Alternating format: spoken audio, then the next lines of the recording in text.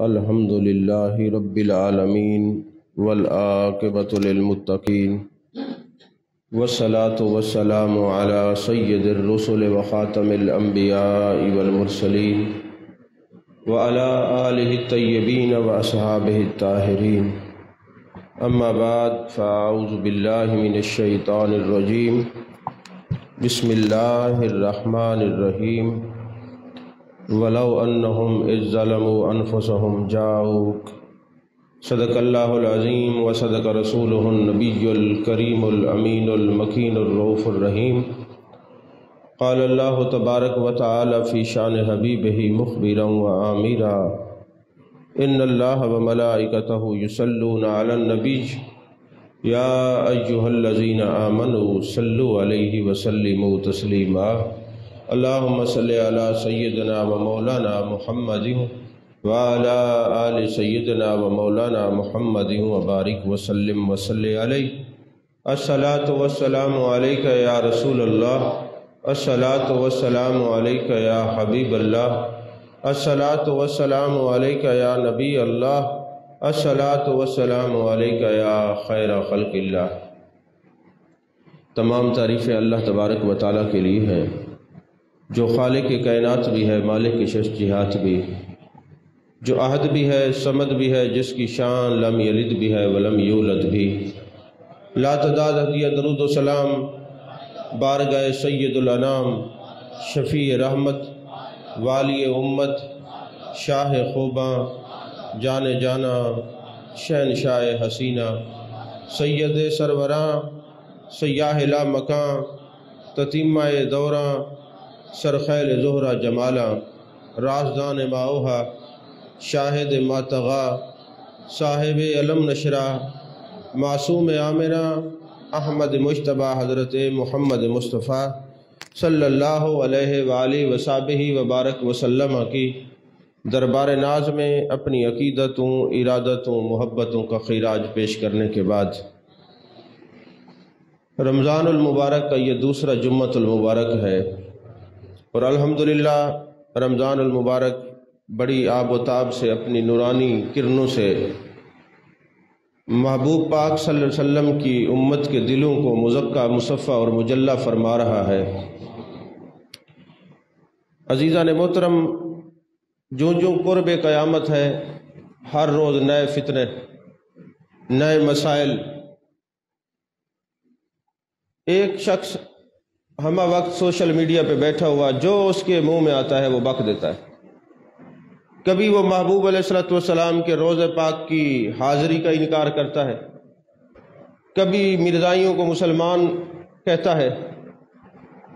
اب ہمارے جو لوگ ہیں ان کو ہم سمجھا کے تھک گئے کہ کبھی کسی گستاخ اور بد مذہب کی تقریر نہ سنا کریں. ان کی تقریر سننا حرام ہے. جس کو ناسخ منسوخ کا علم نہ آتا ہو اس کی تقریر سننا حرام ہے. جس آدمی کو باقاعدہ عالم نہ ہو اس کی تقریر سننا حرام ہے. لیکن مصیبت یہ ہے کہ جتنا ان لوگوں کو منع کرو اتنا ہی ان کو سنیں گے، پھر کلپ ہمیں بھیج دیں گے جی اس کا جواب دیں، جیسے وہ تمہارے کو مامے کا پتر لگتا ہے. یعنی عجیب و غریب لوگوں کی کیفیت ہے. ارے وہ تو اپنے نبی، وہ تو پتہ نہیں مسلمان ہے کہ نہیں ہے، واللہ عالم. پتہ نہیں کس کے کہنے پہ یہ سوشل میڈیا کے سکالر شروع ہیں. کم از کم تم تو اپنے نبی سے وفاداری کرو نا. ابھی مجھے کلپ کسی نے بھیجا کہ جی ایک شخص کہتا ہے کہ محبوب علیہ السلام کے روضے پہ جانا ٹھیک نہیں، قبر پہ جانا ٹھیک نہیں. بھئی اگر محبوب علیہ السلام کے روضے پہ جانا ٹھیک نہیں تو پھر کہاں جانا ٹھیک ہے مجھے بتائیں. اور میرے آقا علیہ السلام کے روضے پہ جانے کا حکم اللہ تبارک و تعالیٰ نے قرآن مجید برہان رشید میں ارشاد فرمایا وَلَوْ أَنَّهُمْ إِذْ ظَلَمُوا أَنفُسَهُمْ جَاءُوكَ. اگر تم اپنے نفس پر کوئی ظلم کر بیٹھو تو میرے محبوب کے در دولت پہ چلے جانا. فَاسْتَغْفِرُ اللَّهَ، اور وہاں جا کے مغفرت مجھ سے مانگنا. جانا محبوب کے در دولت پہ اور مغفرت مجھ سے مانگنا. وَاسْتَغْفَرَ لَهُمُ الرَّسُولُ، اگر میرے رسول نے تمہاری سفارش کی لَوَجَدُ اللَّهَ تَوَّابًا رَحِيمًا، تو تم اللہ کو توبہ قبول کرنے والا اور رحم کرنے والا پالو گے. اور حضرت خواجہ محمد یار فریدی رحمۃ اللہ علیہ جب اس آیت کا ترجمہ کرتے نا وہ بڑا خوبصورت ترجمہ کرتے، فرماتے اللہ نے فرمایا وَلَوْ أَنَّهُمْ ظَلَمُوا أَنفُسَهُمْ جَاءُوكَ فَاسْتَغْفِرُوا اللَّهَ وَاسْتَغْفَرَ لَهُمُ الرَّسُولُ لَوَجَدَ، یعنی اگر تم اپنے نفس پر کوئی ظلم کر بیٹھو تو محبوب کے در دولت پہ چلے جانا اور وہاں جا کے استغفار کرنا، اور اگر محبوب نے تمہاری سفارش کر دی لاواجدہ، تم اس کو پا لو گے۔ واجد کا معنی انہیں پا لینا، یعنی تم وہاں پہ چلے جانا تو وہاں پہ تم پا لو گے کس کو؟ اللہ کو۔ جاؤ گے محبوب کے در پہ اور تم اللہ کو پا لو گے۔ تو کہنے کا مقصد یہ ہے اگر کوئی نماز نہیں پڑھتا وہ مجرم ہے، اللہ تبارک و تعالیٰ کے حقوق اس نے غصب کیے، حقوق اللہ کا انکاری ہے، روزے نہیں رکھتا، زکوٰۃ نہیں دیتا، اپنے نفس پر ظلم کرتا ہے۔ اب بات یہ ہے نا، یہاں پہ سب مثال تو نہیں دینی چاہیے، میں یہ سمجھاتا ہوں اگر کوئی بندہ میرے ساتھ بد کلامی کرے اور معافی کسی اور سے جا کے مانگے تو عجیب لگتا ہے کہ نہیں لگتا؟ ہم نماز نہیں پڑھتے، روزے نہیں رکھتے، زکوٰۃ نہیں دیتے، استطاعت ہے تو حج نہیں کرتے، تو ہم تو اللہ کے مجرم ہیں، اور اللہ فرماتا ہے اگر تم نے اپنے نفس پر ظلم کیا ہے تو میرے محبوب کے در پہ جانا۔ باری تعالیٰ ہم نے تو نماز نہیں پڑھی، حقوق اللہ کا خیال نہیں رکھا، روزے نہیں رکھے، حقوق اللہ کا خیال نہیں رکھا، تیرے محبوب کے در پہ کیوں جائیں؟ فرمایا بتانا تو یہی چاہتا ہوں میرا در اور میرے محبوب کا در ایک ہی ہے، جدا نہیں ہے۔ معارف القرآن لکھنے والا مفتی محمد شفیع، یہ جو موجودہ تقی عثمانی صاحب ہیں ان کے والد صاحب ہیں، وہ تقی عثمانی صاحب کے والد صاحب لکھتے ہیں اپنی تفسیر معارف القرآن کے اندر، فرماتے جو شخص محبوب علیہ السلام کی خدمت میں حاضر ہو جائے اور آپ اس کے لیے دعائے مغفرت فرما دیں، یہی آیت اٹھائیں، معارف القرآن اٹھائیں، مکتبہ فکر دیوبند ہے اور مفتی محمد شفیع صاحب ہیں، تقی عثمانی کے والد صاحب ہیں، وہ لکھتے ہیں کہ جو محبوب علیہ السلام کے در دولت پہ جائے اور اگر محبوب اس کے لیے مغفرت کی دعا فرما دیں تو اس کی مغفرت ہو جائے گی، اور آپ صلی اللہ علیہ وسلم جس طرح ظاہری حیات میں آپ کے در پہ جانے سے مغفرت ہوتی تھی، اسی طرح قیامت تک جو آپ کے روزے پہ جائے گا استغفار کرے گا اللہ اس کو بھی بخش دے گا۔ یعنی محبوب علیہ السلام کے روزہ پاک پر جا کر مغفرت ملتی ہے، یہ تو قرآن مجید کی نص ہے۔ اور میرے آقا نے فرمایا من زار قبری واجبت لہ شفاعتی، جس نے میری قبر کی زیارت کی میری شفاعت اس پر واجب ہو گئی، تو پتہ یہ چلا جو در مصطفیٰ پہ جاتا ہے اس کو شفاعت ملتی ہے۔ یہ شفاعت کے منکر ہیں، اس لیے محبوب ان کو آنے نہیں دیتے، یہ کہتے ہم جاتے نہیں، محبوب ان کو آنے نہیں دیتے، کیونکہ من زار قبری واجبت لہو شفاعتی، جو میری قبر پہ آئے گا میری شفاعت واجب ہو جائے گی۔ یہاں اس حدیث سے کئی مسئلے معلوم ہوتے ہیں، جو محبوب کی قبر کی زیارت کر لے محبوب اس کی شفاعت کریں گے، تو مجھے بتائیں جس کی محبوب شفاعت کرے وہ جنتی ہے کہ نہیں ہے؟ تو جو محبوب کی قبر کی زیارت کرے وہ تو جنتی ہے، جو ودھا کے چہرے کی زیارت صحابہ کرتے رہے ان کے جنتی ہونے کا کیا عالم ہوگا؟ تو جو محبوب علیہ السلام کے روزے کی زیارت کرے وہ تو جنتی، شفاعت کا اس کو پروانہ محبوب سنا رہے ہیں، اور جو محبوب کے چہرے کو دیکھتے رہے ہیں ان کے صحابہ کے جنتی ہونے میں تو کوئی جہنمی شک کر سکتا ہے، صحابہ کے جنتی ہونے میں تو کوئی بے دین شک کر سکتا ہے، محبوب کا ہر صحابی جنتی ہے، میرے آقا کا ہر صحابی جنتی ہے۔ اور کیونکہ جو قبر کو دیکھے محبوب اس کی شفاعت کریں، جنت کا پروانہ دیں، اور شفاعتی یوم القیامہ حق فمن لم یؤمن بها لم یکن من اہلها، او کما قال علیہ السلام۔ کبھی مدینے جانا نصیب ہو دعا کرے رمضان المبارک کی، یہ برکت والی ساتیں ہیں، اللہ ہم سب کو مدینے کی حاضری نصیب فرمائے، حرمین شریفین کی حاضری نصیب فرمائے۔ تو یہ میں نے جو حدیث پڑھی ہے کہ جو ہے بندہ جب بھی مدینے جائے نا، آپ ہم سب جائیں اللہ کرے تو جیسے باب السلام سے اندر داخل ہوں گے نا تو پہلے ریاض الجنہ جاتے ہوئے یہی حدیث لکھی ہوئی ہے، شفاعتی یوم القیامہ حق فمن لم یؤمن بها لم یکن من اہلها۔ محبوب تسلی دے رہے ہیں کہ یہ نہ سمجھنا کہ ہر آنے والے کو یہ جو ہے بشارت جنت کی مل رہی ہے، ہر آنے والے کو شفاعت کی جو ہے نوید سنائی جا رہی ہے، نہیں بابا، میرے آقا فرماتے شفاعتی یوم القیامہ حق فمن لم یؤمن بها لم یکن من اہلها، قیامت والے دن میری شفاعت حق ہے، پر اس کے لیے جس کو یقین ہے کہ اللہ نے مجھے طاقت دی ہے، ہر آنے والے کے لیے نہیں ہے۔ قیامت والے دن ہر آنے والے کے لیے نہیں ہے۔ اور دوسری روایت میں ہے کہ شفاعتی مباحۃ الا لمن سبّ صحابی، قیامت والے دن میں اس کی شفاعت کروں گا جو میرے صحابہ سے محبت رکھنے والا ہوگا۔ تو عزیزان محترم، میرے آقا علیہ الصلوۃ والسلام کے در دولت پر کوئی بندہ جائے نہ جائے، 70,000 فرشتہ صبح جاتا ہے۔ آپ نے پڑھی نہیں ہے مرکات مشکات شریف کی حدیث نہیں سنی؟ میرے آقا علیہ الصلوۃ والسلام کے در دولت پر 70,000 فرشتہ صبح جاتے ہیں، 70,000 فرشتہ شام کو جاتا ہے، اور جب ایک دفعہ کوئی فرشتہ در مصطفیٰ صلی اللہ علیہ وسلم پہ چلا جائے دوبارہ اس کی قیامت تک حاضری نہیں ہوتی، اس کا نمبر نہیں لگتا۔ یہ تو محبوب کے عاشق ہیں کہ اللہ تبارک و تعالیٰ نے، اور دیکھیں میرے آقا کی لجپالی دیکھیں، بعض کتب حدیث کے اندر یہ حدیث پاک موجود ہے کہ انبیاء اپنی قبروں میں 3 دن 40 دن رہتے ہیں، پھر اللہ ان کو اپنی رحمت سے عرش پہ اٹھا لیتا ہے۔ تو میرے آقا علیہ الصلوۃ والسلام جب دنیا سے جانے لگے تو جبریل امی آئے، تو میرے آقا علیہ الصلوۃ والسلام نے فرمایا میں زمین پہ رہنا چاہتا ہوں، تاکہ جب میری امت بیٹھے گی محفل میں، والضحیٰ کے چہرے کو یاد کرے گی، واللیل کی زلفوں کو یاد کرے گی، ما زغ البصر وما طغیٰ کی کاجل والی آنکھوں کو یاد کرے گی، اور اپنے نبی کی یاد آئے گی، دوڑ کے آئیں گے، محبوب کی قبر کی زیارت تو کریں گے نا۔ لہذا میری مزار مقدسہ زمین پر ہونی چاہیے۔ تو یہ کتنا اپنی امت سے وفا ہے، کتنا اپنی امت سے محبت ہے کہ جب لوگ غموں کے مارے دکھوں کے مارے آئیں گے تو کوئی سننے والا نہیں ہوگا، تو میرے مزار مقدسہ پہ آئیں گے، چلو وہ مجھے نہیں دیکھ سکیں گے، میں تو ان کو دیکھتا رہوں گا نا۔ اور ایک حدیث پاک ہے، میرے مصطفیٰ کریم صلی اللہ علیہ وسلم فرماتے ہیں جو قیامت والا دن ہوگا نا، جو لوگ میری زیارت کے لیے میرے روضے پر آئے ہیں، وہ حج پر آئے ہیں یا عمرے پہ آئے ہیں، میرے آقا فرما رہے ہیں قیامت تک جو بھی میرے مزار مقدسہ کی زیارت کے لیے آئے گا نا، اگر وہ سواری پہ چل کے آئے گا تو فرشتے اس کو مصافحہ کریں گے، اور اگر پیدل چل کے آئے گا تو فرشتے اس کو معانقہ کریں گے، یعنی جپھی ڈالیں گے۔ اب کون بتا رہے ہیں؟ جانے جانا جانے کائنات صلی اللہ علیہ وسلم ارشاد فرما رہے ہیں، میرے آقا علیہ الصلوۃ والسلام فرما رہے ہیں فرشتے اس کو معانقہ کریں گے۔ اب پوچھا گیا یا رسول اللہ صلی اللہ علیہ وسلم پتہ کیسے چلے گا کہ فرشتے آپ کے زیارت کے آنے والے شخص کا استقبال کر رہے ہیں؟ میرے آقا نے فرمایا جب وہ مدینے کے قریب آئیں گے نا، ان کی آنکھوں سے آنسو روا ہوں گے، آنسو جاری ہو جائیں گے، اور وہ دائیں بائیں دیکھیں گے کہ گنبد خضرا کہاں ہے، محبوب کا روضہ مبارک کہاں ہے۔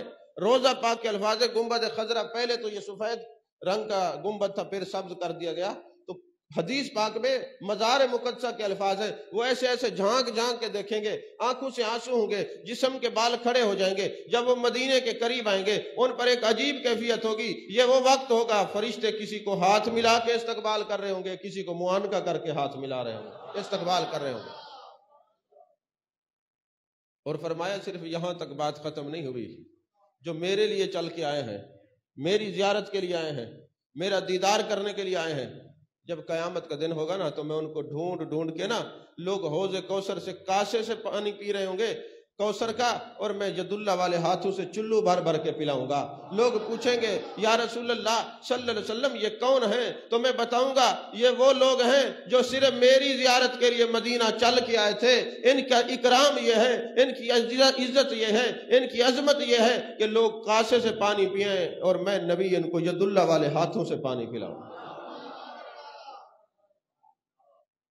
میں اکثر یہ حدیث جب پڑھتا تھا نا تو میں سوچتا تھا کہ مدینے تو بڑی دنیا جاتی ہے اور محبوب علیہ الصلوۃ والسلام ید اللہ والے ہاتھوں سے پانی کیوں پلائیں گے؟ جب مجھے یہ کلپ ملا تو مجھے پتہ چلا محبوب کی نگاہ علم دیکھ رہی تھی، کل کو جو میرے روزے پہ میرے عاشق دیوانے مستانے آئیں گے نا تو لوگ ان کو روکیں گے تاکہ میں ان کو بتا دوں ان کے کہنے پہ رکنا نہیں ہے، جو میرے روزے پہ آتا ہے ان کا اکرام یہ ہے کہ میں ید اللہ والے ہاتھوں سے ان کو حوض کوثر سے پانی پلاؤں گا۔ عزیزان محترم، میرے آقا علیہ الصلوۃ والسلام کے وصال سے کچھ دن بعد ایک اعرابی در مصطفیٰ صلی اللہ علیہ وسلم پہ آتا ہے، آپ کے قبر انور کی زیارت کرتا ہے اور عرض کرتا ہے باری تعالیٰ تیرے قرآن میں لکھا ہے وَلَوْ أَنَّهُمْ ظَلَمُوا أَنفُسَهُمْ جَاءُوكَ، اگر اپنے نفس پر کوئی ظلم کر بیٹھو تو میرے محبوب کے در دولت پہ جانا۔ تو باری تعالیٰ میں قرآن پڑھ کے آیا ہوں۔ اور پھر سرکار کو مخاطب کر کے کہنے لگا، یا رسول اللہ صلی اللہ علیہ وسلم، اللہ نے قرآن میں فرمایا ہے اگر تم سے کوئی خطا ہو جائے تو میرے محبوب کے در پہ جانا، مغفرت طلب کرنا، اور اگر میرے محبوب سفارش کریں گے تو میں تمہیں جو ہے وہ توبہ کرنے والا اور رحم کرنے والا ملوں گا۔ تو میں قرآن پڑھ کے آیا ہوں۔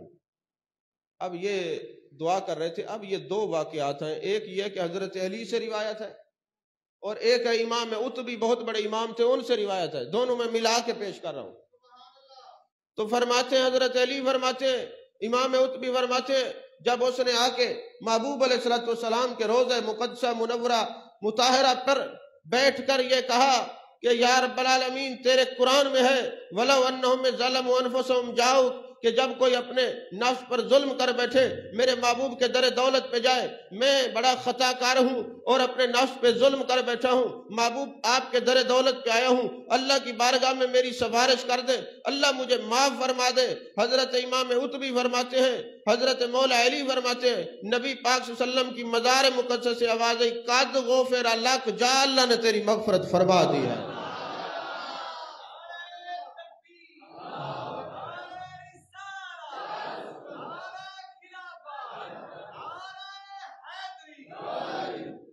توجہ ہے آپ؟ میرے آقا علیہ السلام نے فرمایا، من زارنی بعد وفاتی فکأنما زارنی فی حیاتی، او کما قال علیہ السلام۔ جب میرے روزے پہ آنا تو یہ نہ کہنا کہ ہم روزے پہ جا رہے ہیں، یہ کہنا ہم حضور کے پاس جا رہے ہیں۔ اور جس طرح میرے روزے پہ آ کے کوئی اتنا فیض لے گا جس طرح کوئی میری زندگی میں مجھ سے فیض لیتا رہا۔ عزیزان محترم، یہ تو محبوب نے خود ہی ایک ہمیں بتا دیا مینار نور کہ من زارنی بعد وفاتی، جو بعد میں آئے میری زیارت کو میرے وصال کے بعد، فکأنما زارنی فی حیاتی، یقیناً وہ ایسے آیا ہے جیسے زندگی میں میرے پاس آیا ہو۔ یعنی مدینے وہی جاتے ہیں جن کو بخشش ملنی ہو، مدینے وہی جاتے ہیں جن کو شفاعت کا پروانہ ملنا ہو، مدینے وہی جاتے ہیں جن کو حوض کوثر کا نذرانہ ملنا ہو، مدینے وہی جاتے ہیں جن کو محبوب کی توجہ ملنی ہو، اور بعض ایسے بھی جاتے ہیں جن کو کچھ نہیں ملتا، کیونکہ میرے آقا نے فرمایا شفاعتی یوم القیامہ حق فمن لم یؤمن بہا لم یکن من اہلہا، قیامت والے دن میری شفاعت برحق ہے مگر اس کے لیے ہے جو اس کو یقین ہے اللہ نے مجھے طاقت دی ہے، ہر ایک کے لیے نہیں ہے، ہر ایک کے لیے نہیں ہے۔ عزیزان محترم، اب مجھے یہ بتائیں کہ صحابہ نے دین زیادہ سیکھا ہے کہ ہم نے؟ صحابہ نے، سچی بات ہے۔ تو ایک شخص آتا ہے، دارمی شریف کی حدیث پاک ہے، اچھا جس نے انکار کیا ہے نا، جس خبیث نے، اس نے کہا یہ حدیث ہی نہیں ہے کسی جگہ، میں حوالہ دے رہا ہوں، دارمی شریف میں حدیث نہ دکھا سکوں تو پھر جو مرضی ہے، دارمی شریف میں یہ حدیث پاک ہے۔ حضرت ام المومنین حضرت عائشہ صدیقہ رضی اللہ تعالی عنہا کے پاس ایک شخص آتا ہے، اماں جان قحط سالی ہے، جانور بھوکے مر رہے ہیں، سبزہ نہیں اگتا، کیا کریں؟ اماں جی کہتی مصلی بچھاؤ، اللہ سے مانگو۔ اماں جی نے یہ نہیں کہا، حضرت عائشہ صدیقہ رضی اللہ تعالیٰ عنہ نے یہ نہیں فرمایا، فرمایا محبوب کی قبر پہ چلے جاؤ۔ اے اماں جان، یہ تو مواحدی، یہ 2 نمبر توحیدی ہے، ہمیں جینے نہیں دیتے اور کہتے مزار پہ جانا نہیں، اور آپ بھیج رہی ہیں کہ قبر پہ چلے جاؤ۔ وہ بات نہیں سمجھ آئی، کہاں بھیج رہی ہیں؟ محبوب کی قبر انور پہ چلے جاؤ، وہاں جا کے محبوب کی بارگاہ میں عرض کرو۔ وہ صحابی کہتے ہیں کہ اور پھر اماں نے کیا مشورہ دیا؟ فرمایا یہ جو بارش نہیں ہو رہی نا، تو تھوڑا سا محبوب کے روضہ پاک کی چھت کا سوراخ کر دو، اور یہ جو سورج ہے، یہ جو آسمان ہے، اس کو محبوب کی قبر کی زیارت کراؤ، ابھی بارش ہو جائے گی۔ تو جب وہ صحابی گیا، اچھا ترکی کے دور تک نا، اب آج بھی آپ دیکھیں نا، آپ کو کوئی تصویر مبارک ملے سرکار کے روضہ پاک کی، تو ایک نا جو پتری ہے وہ وہاں پہ لگی ہوئی ہے، رنگ کی ہوئی ہے ایک۔ اب بھی ترکی دور تک جب بارش نہیں ہوتی تھی تو اس کو ہٹاتے تھے، بارش شروع ہو جاتی تھی، وہ اب بھی نشان موجود ہے سرکار کے روضہ مبارک پر، آج بھی یہ نشان موجود ہے۔ تو اب وہ جناب والا حضرت ام المومنین نے مشورہ دیا کہ اس کو ہٹاؤ۔ جیسے ہٹایا، قحط سالی شروع ہو گئی، وہ قحط سالی ختم ہو گئی، بارش شروع ہو گئی۔ بڑی بارش برسی، پورا میدان سیراب ہو گیا۔ اب اماں جی نے کہا اس کو بند کر دو، بارش رک گئی۔ اچھا میں کبھی بیٹھ کے سوچتا ہوں، یہ کسی کتاب میں نے نہیں پڑھا کہ ایسا کیوں ہوا، اس میں حکمت کیا تھی، لیکن میرے دل میں ایک بات آتی ہے کہ آسمان نے عرصے سے محبوب کے روزے کی زیارت نہیں کی ہوگی نا، کہ آسمان ذرا محبوب کے روزے کی زیارت کرے گا۔ دیکھیں نا، عاشق جب محبوب کے روزے پہ جاتے ہیں تو آنکھوں سے آنسو گرتے ہیں کہ نہیں گرتے؟ ذرا آسمان کو بھی زیارت کرا دو تاکہ بارش کے قطرات گرنے شروع ہو جائیں۔ اب قبروں پہ جانا شرک ہوتا تو معاذ اللہ ام المومنین حضرت عائشہ نے کیا فرمایا؟ محبوب کی قبر پہ چلے جاؤ۔ یہ شرک کی تعلیم دی ہے؟ پتہ نہیں یہ ملا کہاں پڑھتے رہے، کون سی یونیورسٹی سے انہوں نے جہالت کی سند لی ہے۔ یہ جہالت کے ڈھیر، یہ گندگی کے ڈھیر ہیں جو در مصطفیٰ سے روکتے ہیں۔ کوئی کتنے بڑا نامور خطیب کیوں نہ ہو، یاد رکھنا جس کی تقریر سننے کے بعد اگر تمہارے دل میں محبت رسول بڑھے تو وہ علماء حقہ میں سے ہے، اگر محبت ختم ہو صرف خدا کی بات کرے نبی کا نام نہ لے تو وہ علماء سو میں سے ہے، حق میں سے نہیں ہے۔ اس کو علماء سور تو کہہ سکتے ہیں، علماء حق نہیں۔ علماء ربانیین وہ ہیں جن کی گفتگو سننے کے بعد آپ دل میں دیکھیں تو گنبد خضرا کا حسن تمہارے دل میں نظر آئے، تختی جو دل کی ہے یہ روشن ہو جائے، محبوب کا جانے جانا جانے کائنات صلی اللہ علیہ وسلم کا والضحیٰ کا چہرہ دل میں نظر آئے، واللیل کی زلفوں کے اثرات محسوس ہوں، ما زغ البصر وما طغیٰ کی کاجل والے آنکھوں کا حسن تمہیں نظر آئے۔ ارے جس کی تقریر سے تم چوکھٹ مصطفیٰ کے قریب ہو جاؤ وہ علماء حقہ میں سے ہے۔ جو نبی کا نام نہ لے دور کرے وہ عالم نہیں ہو سکتا، وہ ظالم تو ہو سکتا ہے، عالم وہی ہے جو در مصطفیٰ سے ملا جائے۔ عزیزان محترم، حضرت سعید بن مسیب بہت بڑے تابعی ہیں۔ جب یزید نے مدینے پر حملہ کیا، 3 دن مسجد نبی شریف میں نماز نہیں ہوئی، گھوڑے باندھے گئے، صحابہ کو شہید کیا گیا، تو پتہ چلا یزید کی حکومت تو کسی دور میں بھی آ سکتی ہے نا۔ وہ بات نہیں سمجھے، یہ نہ سمجھا کریں کہ جی ہر دور میں نیک لوگ وہاں مسلط ہوئے۔ مجھے کہنا تو نہیں چاہیے، ساری دنیا سن رہی ہے مجھے، لیکن میں پھر بھی کہوں گا کہ اگر کسی کے مسلط ہو جانے سے کسی کی سچائی ہے تو پھر جو اتنے 1000 سال بت رہے ہیں بیت اللہ کے شریف کے اندر، تو کیا مطلب وہ بت سچے تھے؟ کسی کے مسلط ہونے سے کسی کی سچائی ہے تو مجھے بتائیں، بیت المقدس پہ یہودی مسلط ہے، معاذ اللہ، کوئی اللہ کو معاذ اللہ پیارے ہیں؟ کسی کے مسلط ہو جانے سے اس کا ایمان نہیں ملتا، اس کے ایمان کا پتہ نہیں چلتا۔ کوئی بھی ہو دیکھا یہ جائے گا جو میرے مصطفیٰ کا غلام ہے، ہمارا وہی امام ہے۔ تو آپ بھی ہو سکتے ہیں، اگر آپ نبی پاک کے سچے غلام ہیں، ہمارا امام ہے۔ آپ کسی سے کوئی جھگڑا نہیں ہمارا، بہت سادہ سا اصول دوستی کوثر اپنا، جو ان سے بے تعلق ہو ہمارا ہو نہیں سکتا، جو اس سے تعلق والا ہے وہ ہمارا ہے، جو ان سے تعلق ہٹاتے ہیں ہمارا کچھ نہیں لگتا۔ تو یزید آیا، اس نے مسجد نبی میں گھوڑے بندھائے، 3 دن نماز نہیں ہوئی، اذان نہیں ہوئی، اور مدینے کی گلیوں کو خون آلودہ کیا گیا۔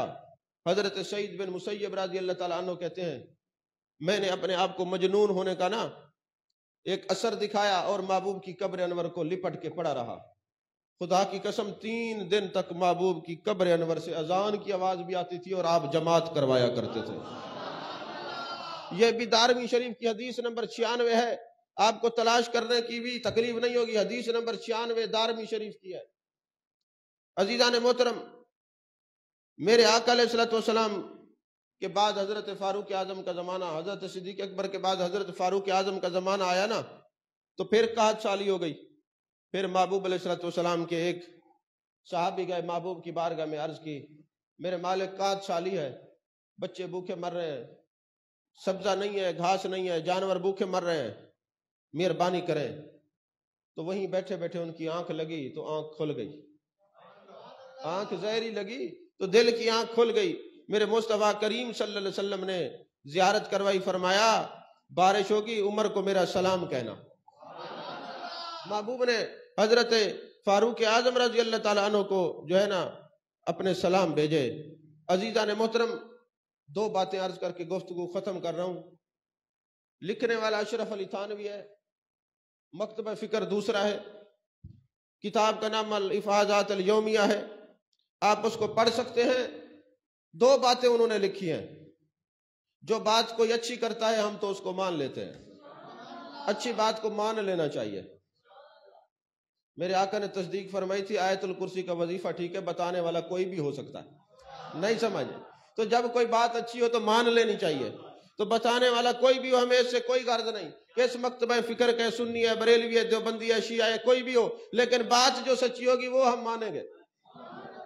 تو علی بازات الیومیہ کے اندر لکھتے ہیں شاہ عبدالحق مہاجر الی آبادی. ایک ہے شاہ عبدالحق محدث دہلوی، وہ نہیں، یہ اور ہے. یہ مدینے میں رہتے تھے. یہ امداد اللہ مہاجر مکی کے مرید ہے. یہ 4-5 جو پٹڑی سے اتر گئے تھے ان کا پیر بھائی ہے. وہ پٹڑی سے نہیں اترا تھا، یہ اتر گئے تھے.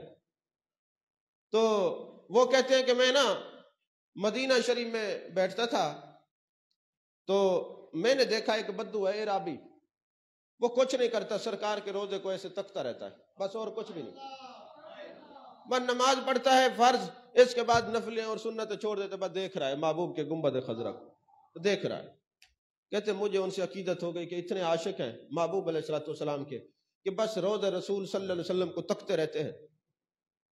فرماتے جب میں ان کے قریب ہوا نا تو ایک دن مجھے کہنے لگے یار میرے ساتھ چلو، میرا گھر تھوڑا دور ہے، مدینے کی ایک بستی میں ہے، تو وہاں چل کے میں تجھے رات کو نا، رمضان المبارک تھا، افطاری کے بعد کھانا کھلاؤں گا. اب میں نے کہا بابا آہستہ آہستہ چلے گا، بزرگ ہے، ایسا نہ ہو میری تراوی رہ جائے. تو لیکن وہ بات مجھے یاد آئی کہ جب مدینے میں کوئی دعوت دے تو ٹھکرایا نہ کرو. اب میں بڑا پریشان ہوا کہ بابا اتنے محبت سے کہہ رہا ہے، تو میں نے کہا جی ٹھیک ہے میں آپ کے ساتھ چلوں گا. اب میں نے وعدہ کر لیا، اندر اندر سے میں بڑا پریشان تھا، بھئی مجھے ایسا نہیں کرنا چاہیے تھا، یہ بابا میری تراویاں لیٹ کروا دے گا، ہوں گی نہیں.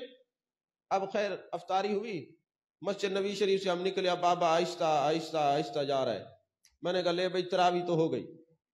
کہتے میں نے 8 میل دور مدینے سے دور لے گیا، وہاں جیسے گھر کے قریب گیا، کہتے یا والدی یا والدی، اے میرے بیٹے. ان کا بیٹا بھاگتا ہوا آیا، کہتے بیٹے یہ مہمان ہے، ان کے لیے کھچڑی تیار کراؤ. میں نے کہا مر گئے، ابھی تو یہ تیاری ہوگی، پھر یہ مجھے کھلائیں گے. لگتا ہے میں تو سویر کی نماز میں جا کے شریک ہوں گا. آج میری عشاء کی نماز بھی گئی اور تراویاں بھی گئیاں. اب وہ کہتے شاہ عبدالحق مہاجر الی آبادی فرماتے میں دیر تک بیٹھا رہا. اب میں نے کہا اچھا مجھے پھوڑا نکلا ہوا تھا، میں نے کھچڑی کھانی بھی نہیں تھی. انہوں نے کہا نہیں ان کو کھلائے. اب میں انکار بھی نہ کروں، بڑا پریشان، بھئی میری تراوی رہ جائیں گی. کہتے وہ رات کا پچھلا پیر ہو گیا. اب میرے بابے نے کہا جی کھانا کھا لیا؟ میں نے کہا جی کھا لیا. چلے میں آپ کو چھوڑا تو میں نے کہا بابا مہربانی کر میں خود ہی چلا جاؤں گا، کیونکہ جس سپیڈ سے آپ چلتے ہیں نا تو میں تو پھر آج پہنچ ہی نہیں سکتا. نہیں آپ میرے مہمان ہیں، میں چھوڑ کے آؤں گا. اب بابا آہستہ آہستہ پھر راستے میں جو بندہ ملے اس کے ساتھ گھنٹہ گھنٹہ گپے لگانا شروع ہو دے. اب میں بڑا پریشان، بھئی میں پھنس گیا، کیا کروں.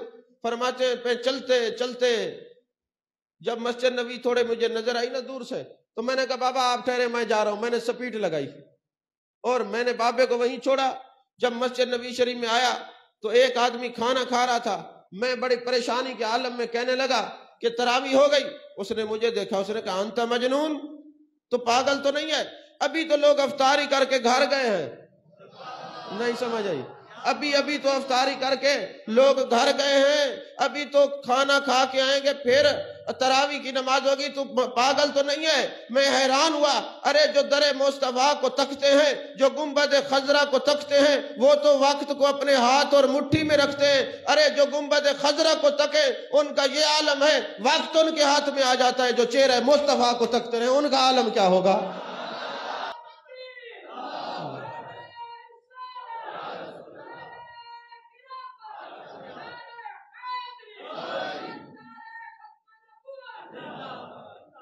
توجہ ہے آپ کی؟ جو صرف گنبد خضرا کو تکتے رہتے ہیں ان کا عالم یہ ہے کہ وہ ابو الوقت. ولی 2 قسم کے ہوتے ہیں، ایک ہوتے ہیں ابن الوقت، ایک ہوتے ہیں ابو الوقت. جیسے کہتے نہیں یہ بندہ بڑا ابن الوقت ہے، پالٹی بدل لیتا ہے وقت آنے پہ. اس ابن الوقت کا معنی یہ ہوتا ہے یہ وقت کے ساتھ چلتا ہے. ابو الوقت وہ ہوتا ہے جو وقت کو لے کے چلتا ہے. یہ شان ہے نا، یہ عظمتیں ہیں. تو عزیزان محترم، پھر اسی واقعے کے ساتھ دوسرا واقعہ لکھتے ہیں. وہ کہتے ہیں لوگ حج پہ جا رہے تھے تو ایک بندہ جب حاجی جاتے ہیں نا حج پہ، ایک وقت آتا ہے ان کا مزاج ایسے ہو جاتا ہے جیسے یہ کسی کے واقف ہی نہیں ہے، اور تھکاوٹ کی وجہ سے. اتنے ولی تو ہوتے نہیں ہیں. اور وہاں پہ جا کے عجیب و غریب کیفیت اور حرکتیں شروع کر دیتے ہیں. وہ سمجھتے ہیں کہ پتہ نہیں اب کیا ہو گیا، ٹینشن. تو جب یہ سواریاں لے کے جا رہے تھے نا لوگ مکے، تو راستے میں ایک گھوڑے اس کو اونٹ کو پکڑنے والا، اس کو کہتے ہیں جمال عربی میں، جس کو آپ جتوال کہتے ہیں. تو جمال کو نا ایک حاجی نے تھپڑ مار دیا، اور جس حاجی نے تھپڑ مارا نا اس کو جاگتے ہوئے محبوب کا دیدار ہوتا تھا. بس غصے میں آگے تھپڑ مار دیا. جس دن تھپڑ مارا نا اس دن سے محبوب کی زیارت بند ہو گئی، زیارت ختم ہو گئی. محبوب علیہ السلام کی زیارت نہیں ہوتی تھی، بڑا پریشان تھا. ایک اللہ والے کے پاس گیا، جا کے پوچھا کہ جی مجھے زیارت ہوتی تھی. اس نے کہا تجھے پتہ ہے جس کو تو نے تھپڑ مارا ہے وہ سید تھا، آل رسول ہے. کبھی کسی سید کو گالی نہ دو، اس لیے کہ جز اور کل کا جو ہے قانون تمہیں پتہ ہونا چاہیے. جو سید کی توہین کرتا ہے معاذ اللہ وہ ان کے نانا کی توہین کرتا ہے. جو سید کو گالی دیتا ہے، اب یہ جو علماء نے خصوصاً تاجدار گولڑا حضرت سیدنا پیر میر علی شاہ رحمۃ اللہ علیہ نے فتویٰ دیا ہے کہ سید عورت کا غیر سید کے ساتھ نکاح جائز نہیں. اس کا سبب بھی یہی ہے کہ میاں بیوی ہے نا، لڑائی ہوتی ہے، بعض بد زبان خامد ہوتے ہیں نا، اپنی بیوی کو کہتے ہیں تو گندی نسل کی ہے، کہتے ہیں نا. اگر کسی نے سید زادی کو یہ کہہ دیا تو کافر ہو جائے گا، دائرہ اسلام سے فارغ ہو جائے گا کہ تیری نسل پاک میں ہے بچہ بچہ نور کا، تو ہے عین نور تیرا سب گھرانہ نور کا. تو لہٰذا سادات کی اپنی ایک تعظیم ہے. تو جو سید کو تکلیف دیتے ہیں محبوب کو، ویسے تو ہر مومن کی تکلیف محبوب محسوس فرماتے ہیں. تو جو اولاد ہے، اولاد کو دیکھتے ہیں ان کی تکلیف کو محبوب محسوس فرماتے ہیں. تو تو نے سید کو تھپڑ مارا ہے اس لیے زیارت بند ہو گئی. تو بھائی اب کیا کروں؟ انہوں نے کہا ایک مجذوبہ ہے، وہ جنت البقیع کی طرف سے آتی ہے اور آ کے مزار مقدسہ کو، سرکار کے روضے کو تکتی رہتی ہے. اس کے پاس جانا اور کہنا میری زیارت بند ہو گئی ہے، زیارت کروا دے. راز ہستی راز ہے جب تک کہ محرم نہ ہو، راز جب کھل گیا تو محرم کے سوا کچھ بھی نہیں. آپ کو نہیں سمجھ آئی اقبال کا یہ شعر ہے. جن کو یہ سمجھ آ جاتی ہے تصوف کے درجے طے ہو جاتے ہیں. ہاں. تو اب وہ جناب والا وہ مئی آ کے بیٹھ گئی. میں حیران ہوتا ہوں کتابوں میں یہ باتیں لکھ کے نا، عجیب و غریب، لکھتے بھی خود ہیں مانتے بھی خود نہیں. اور جن کے غلاموں کی یہ شان ہے، میرے آقا کی کیا عظمت ہوگی. جس آدمی نے یہ کتاب لکھی ہے نا، جس کا میں نے ابھی نام لیا ہے، اس کو ایک جگہ پہ جلسے پہ کہا گیا کہ تقریر کرو. اس نے کہا کس موضوع پہ تقریر کروں؟ انہوں نے کہا جی ہمارے اوپر الزام ہے ہم نبی کی تعریف نہیں کرتے، لہذا نبی کی تعریف کرو. کہتے میرے دماغ میں حاضر نہیں ہے. میں نے کہا ہمارے تو جامعہ نقیبیہ کے 3 سال کے بچے کو، یعنی تیسرے سال میں پڑھنے والے بچے کو کھڑا کر دو تو وہ اتنی تقریریں کرے گا کہ حد سے زیادہ. اچھا چلو طالب علم کو چھوڑو، جو آپ لوگ روزانہ ربیع الاول میں میلاد سنتے ہیں، آپ کو کھڑا کر دے تو آپ بھی تو 2 گھنٹے محبوب کی شان بیان کر سکتے ہیں نا.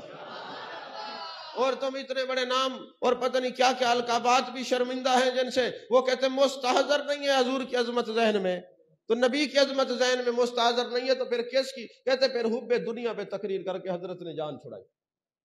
یہ اشرف السوانے کی پہلی جلد میں نے نشان لگا کے رکھا ہوا ہے، جو ہمارے پاس سودا نقد ہے. ہم کسی کے خلاف بولتے نہیں ہیں، اور اگر ہمارے نبی کی عظمت کے خلاف کوئی بات کرے گا پھر دکھائیں گے تمہاری اوقات یہ ہے.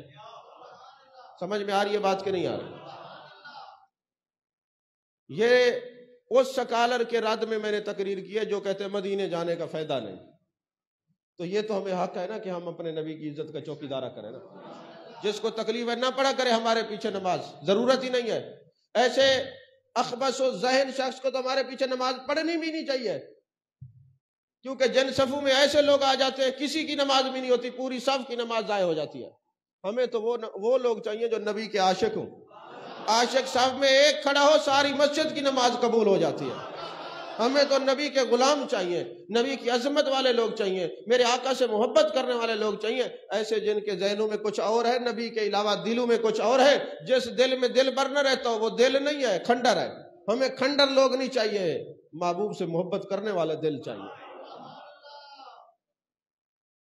عزیزان محترم، مجذوبہ آ گئی.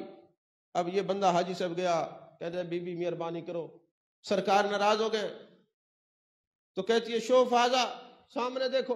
سامنے دیکھا تو گنبد خضرا نہیں، امام الانبیاء کی ذات جلوہ گر ہے. فرمایا تو نے میری اولاد کو تکلیف دی، تھپڑ مارا، جاؤ جب تک وہ معاف نہیں کرے گا اس وقت تک میں تجھے زیارت نہیں کرواؤں گا. بس اس نے کہا ہے اس کی سفارش پہ تجھے دیدار کرا دیا ہے، تو میاں اگر کوئی بی بی گنبد خضرا کو تکتی رہے وہ لوگوں کو دیدار کروا سکتی ہے تو ابو بکر صدیق کیوں نہیں کروا سکتے؟ فاروق اعظم کیوں نہیں کروا سکتے؟ عثمان غنی کیوں نہیں کروا سکتے؟ مولا علی کیوں نہیں کروا سکتے؟ پھر تاجدار گولڑا کیوں نہیں کروا سکتے؟ پھر اللہ کے ولی کیوں نہیں کروا سکتے؟ تو جو گنبد خضرا کو تکتے ہیں ان کا یہ عالم ہے، جو گنبد خضرا والے کو تکتے ہیں ان کا کیا عالم ہوگا؟ میرے خیال میں اتنی خوراک آج بہت ہے۔ یہ اس لیے ہے کہ آپ لوگوں کا عقیدہ بچا رہے، کیونکہ طبیعت آپ کی بھی خراب ہو جاتی ہے ایسے کلپ سنتے ہیں۔ ایسے کلپ نہیں سننے چاہیے۔ آپ کے اندر کوئی عقل اور شعور ہو نا تو آپ کو اتنا تو پتہ ہو کہ کوئی بندہ ڈاکٹر بنتا ہے، انجینئر بنتا ہے، وہ پڑھتا ہے۔ عالم ایسے ہی ہے جس کا دل کرے اٹھ کے شروع ہو جائے۔ ایسے ایرے غیرے نتھو خیرے کو نہ سنا کریں۔ جس کے دل میں محبت رسول ہو، جس کا سینہ مدینہ ہو، جس کے زبان پر نبی کی تعریف کے ترانے ہوں، محبوب کی توصیف کے ترانے ہوں، اس کو سنا کریں۔ اللہ تعالیٰ میری حاضری کو قبول فرمائے۔ اچھا، اس دفعہ بھی سوالات کافی آئے ہوئے ہیں، لیکن مسئلہ یہ ہے کہ آپ لوگ بار بار وہی سوالات کرتے ہیں۔ پچھلی دفعہ میں نے کافی جوابات دیے تھے۔ پچھلی دفعہ میں نے بتایا تھا کہ اگر شوگر ٹیسٹ کرنے کے لیے روزے کے لیے خون لیتے ہیں تو روزہ نہیں ٹوٹتا۔ آج پھر 10-12 لوگوں کا یہی سوال آیا ہوا ہے، تو آپ مہربانی فرمایا کریں ایک ہی دفعہ توجہ سے سن لیا کریں۔ اتنا وقت نہیں ہوتا کہ بار بار ایک سوال کو دہرایا جائے۔ اور پھر یہ سوشل میڈیا پہ یہ لائیو چل رہی ہے، آپ ہمارے پیج سے بھی سن سکتے ہیں دوبارہ۔ تو یہ بار بار ایک ہی سوال آ رہا ہے کہ جی روزے میں خون نکلوانا کیسا؟ نکلوا سکتے ہیں۔ روزے میں خون دینا کیسا ہے؟ دے سکتے ہیں، لیکن اتنا خیال کریں کہ خون دیتے ہوئے آپ ہی نہ چل بسیں۔ اگر ڈاکٹر کہیں بھئی اتنی مقدار خون میں موجود ہے، کمی نہیں ہوگی، تو خون دے سکتے ہیں۔ اچھا، انسولین روزے میں لگانا کیسا ہے؟ یہ بھی میں نے بتایا تھا۔ پھر یہی سوال آیا تو لگوا سکتے ہیں، انسولین لگا سکتے ہیں، روزہ نہیں ٹوٹتا۔ فطرانہ کتنا بنتا ہے؟ فطرانہ اس سال 150 روپے ہے۔ کتنے؟ اچھا، 150 روپے سب کے نہیں ہے، یہ بھی ذہن نشین رکھیں۔ کوئی بالکل، اب آپ کہیں کہ ایک مزدور ہے اس کے بھی 150 روپے ہیں، اور ایک 10 فیکٹریوں کا مالک ہے اس کے بھی 150 روپے ہیں۔ اپنی حیثیت کو دیکھ کے نا، جتنا زیادہ سے زیادہ فطرانہ دیں گے اتنا زیادہ ثواب ہوگا، اتنا روزے طیب و طاہر ہوں گے۔ عام آدمی جو غریب ہے اس کے لیے 150 روپیہ ہے، جو اس سے زیادہ ہے تو پھر وہ 2 سیر 2.25 سیر جو کے حساب سے دے، جو اس سے زیادہ امیر ہے وہ منقع کے حساب سے دے۔ تو لہٰذا کم از کم عام آدمی کا جو فطرانہ ہے وہ 150 روپے بنتا ہے۔ بس 150 روپے دینے۔ ایک سوال یہ ہے کہ باہر کے ملک میں جو لوگ رہتے ہیں وہ فطرانہ وہاں کے حساب سے دیں گے یا یہاں کے حساب سے دیں گے؟ آج نا مجھے کافی سوال آتا ہے وائس میسج پہ نا، یہ اب میں بڑا حیران ہوتا ہوں۔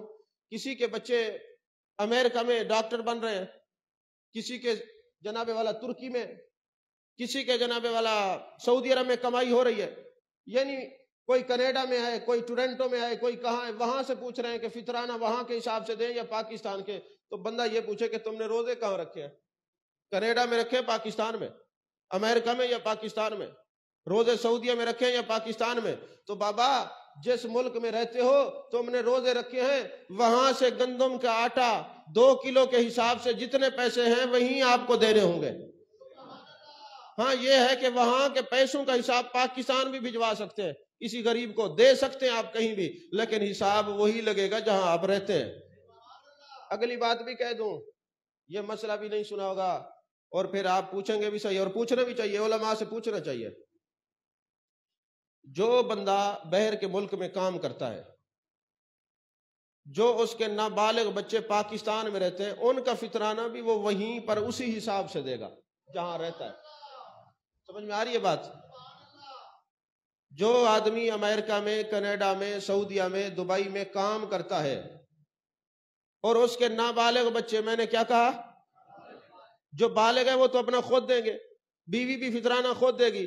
جو نابالغ بچے ان کے پاکستان میں رہتے ہیں اس کا بھی فطرانہ گھر کے سربراہ نے دینا ہوتا ہے، جہاں وہ رہتا ہے اسی مالیت سے فطرانہ دے گا۔ بات کو سمجھیں ذرا۔ اب میں باہر نکلوں گا، یہ لوگ فون کریں گے، چلے کریں نا، چلو پتہ بھی لگے آپ کو، تحقیق کریں کس طرح جگر. اب مجھے اس سوال کو ڈھونڈنے کے لیے بڑی محنت کرنی پڑی ہے، کئی کتابیں کھول کے دیکھنا پڑا ہے، کیونکہ یہ سوال پہلی دفعہ آیا. روزے میں کریم لگانا کیسا ہے؟ منہ پہ لگا سکتے ہیں، روزہ نہیں ٹوٹتا. زکوٰۃ کے پیسوں سے قرضہ اتار سکتے ہیں؟ جی بالکل اتار سکتے ہیں، لیکن جس کا قرضہ اتارے وہ شرعی فقیر ہو. یہ نہ ہو کہ 80,000 کی مالیت کا سامان اس کے گھر میں ہو، اتنے پیسے بینک میں ہوں، اور کہیں جی قرضہ ہے چلے ہم زکوٰۃ کے پیسے اتار دیں. ایسا نہیں. اگر وہ شرعی فقیر ہے. شرعی فقیر کیسے بنتا ہے؟ 52.5 تولے چاندی کی مقدار کے پیسے اس کے گھر میں موجود نہ ہوں، ضرورت اصلیہ کا سامان یعنی گھر کے استعمال کی چیزیں چھوڑ کے جو باقی غیر مستعمل چیزیں ہیں، یعنی ایک بسترا تو استعمال کا ہے اور 10 جو ہے پیٹی میں رکھے ہوئے وہ لگائے جائیں گے، کتنے کے ہیں؟ ایک گلاس استعمال کے اور باقی جو ڈنر سیٹ قیمتی رکھے ہوئے ہیں وہ بھی لگائے جائیں گے کہ کتنے کے ہیں؟ سمجھ میں آ رہی ہے بات؟ تو حاجات اصلیہ سے ہٹ کے جو سامان 80,000 کی مالیت کا ہے، جس کے پاس اتنا پیسہ ہے وہ شرعی فقیر نہیں ہے، اس کو زکوٰۃ نہیں دے سکتے. جو دے گا اس کی زکوٰۃ نہیں ہوگی. جو اس سے کم لوگ ہیں جن کے پاس 80,000 کی مالیت سے کم پیسے بھی نہیں ہیں، 52.5 تولے چاندی بھی نہیں ہے، اور اتنا سامان بھی نہیں ہے، اور وہ شرعی فقیر ہے، اس کو زکوٰۃ دے بھی سکتے، وہ لے بھی سکتا ہے. اگر وہ لے گا، شرعی فقیر نہیں ہے تو جہنم میں جائے گا. جو دے گا اور اس کو پتہ ہے کہ یہ شرعی فقیر نہیں ہے، بس جی بیوہ ہے، 10 اس کی فیکٹریاں، خیر ہے، بیوہ ہے، شرعی فقیر کو دیکھا جائے گا، بیوہ ہونا نہیں دیکھا جائے گا. یتیم ہے لیکن اس کا ابا 2 کروڑ بینک میں چھوڑ گیا ہے، بالغ بھی ہے، تو پھر اس کے وہ بینک والے پیسے دیکھے جائیں گے، صرف اس کا یتیم ہونا نہیں دیکھا جائے گا. یہ مسئلے یاد رکھا کریں.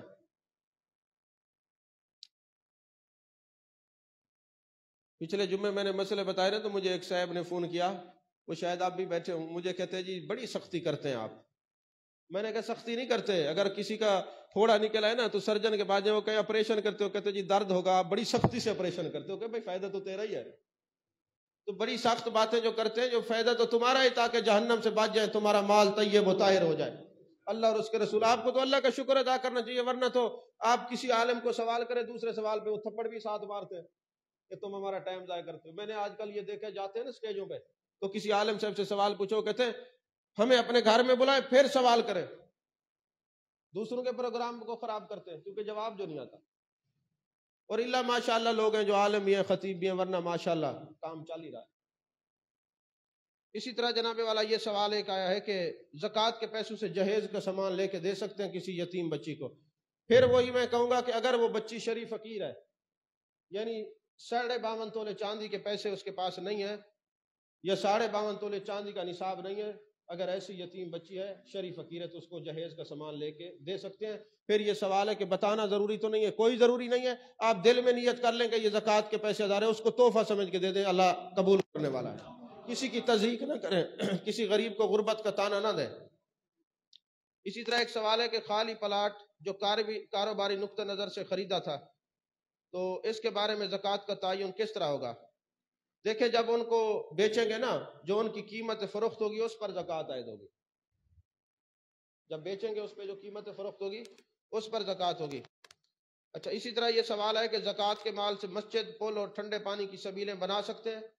بالکل نہیں بنا سکتے. زکوٰۃ کے لیے ملکیت شرط ہے. مسجد کو زکوٰۃ کا پیسہ نہیں لگتا. ہاں امام مسجد شریف فقیر ہو تو اس کو لگتا ہے، اگر اس کے پاس یہ نصاب کا وہ نہیں رکھتا تو. مسجد کو زکوٰۃ کا پیسہ نہیں لگتا. کہیں مسجد بن رہی ہو جس نے زکوٰۃ کے پیسے دیے ضائع ہو جائیں گے.